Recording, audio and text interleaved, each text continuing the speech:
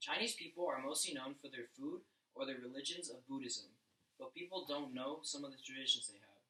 Today, I want to share with you some Chinese traditions.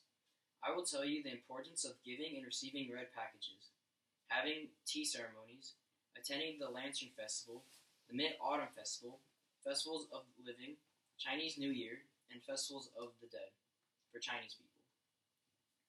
Red packages.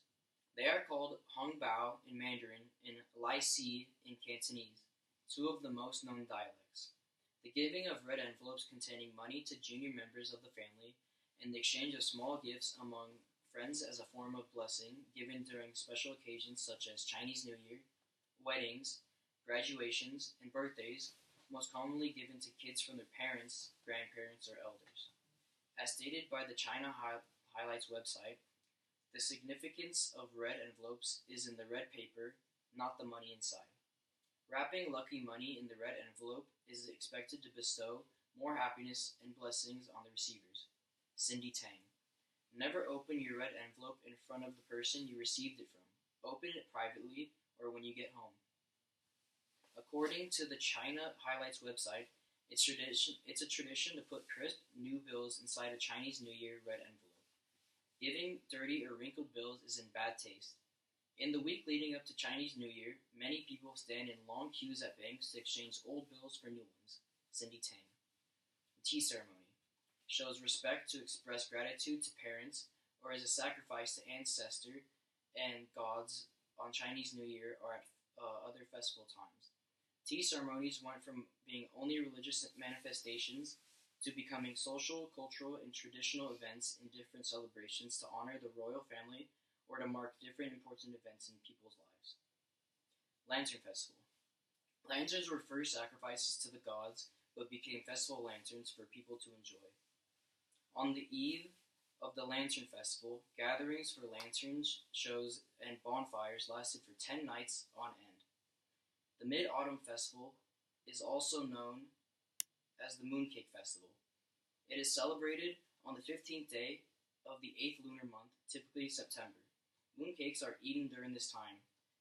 The worship of the moon god turned into enjoying the moonlight at the Mid-Autumn Festival. Festivals of the Living. Festivals of the living have nothing directly to do with the ancestral worship, though offerings to ancestors may be made during the course. Daniel Tong.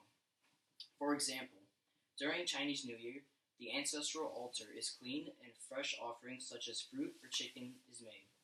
Chinese New Year is celebrated in February and tied to the arrival of spring.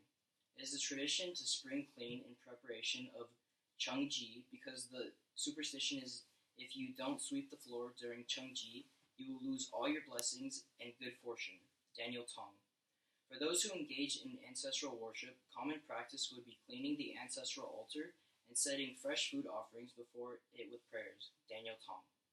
Festivals of the Dead, specifically targeted at remembering the dead, is also known as Tomb Sweeping Day. Chinese families visit the tombs of their ancestors to clean the grave sites, pray to their ancestors, and make ritual offerings. In conclusion, I hope you have learned the importance of giving and receiving red packages, having a tea ceremony, attending the Lantern Festival, the Mid-Autumn Festival, festivals of living, Chinese New Year, and festivals of the dead for Chinese people. Family reunions are required for every household for most special occasions, specifically Chinese New Year, the Lantern Festival, and Mid-Autumn Festival. To leave you, I want to share a quote that expresses the feelings of most Chinese people on why family reunions are required. Quote, on festival occasions, we think more than ever of our dear ones far away. Hugh Fang. This means that anyone who is away from home will long for his/her family and dear ones. Thank you. And also, chopsticks is my prop, and they are used among Chinese people and Chinese cultures. Thank you. Thank the fucking Lord. You're an idiot.